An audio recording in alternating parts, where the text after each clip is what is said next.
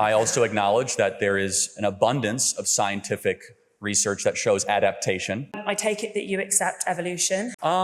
It depends what you mean by that. Do you think we've evolved from primates? I don't know. But I do believe in the biblical account of creation.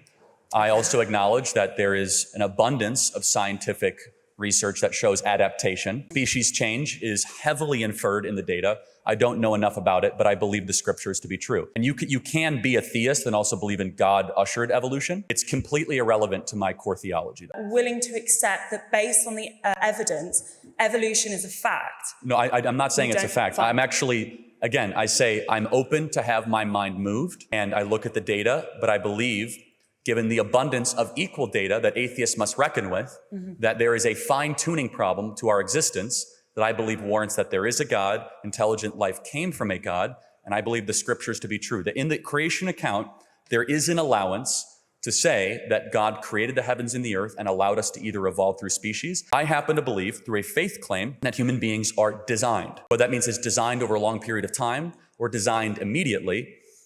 That's for people smarter than me to determine. The scriptures say, though, that God created humans, male and female distinct. They're the only ones in Genesis 1:26, 1:27 to made in the image of God. He called animals good, but they are not image bearers. But that word create is barach in Hebrew, and it's not clear whether or not that is created in an instant over a long period of time.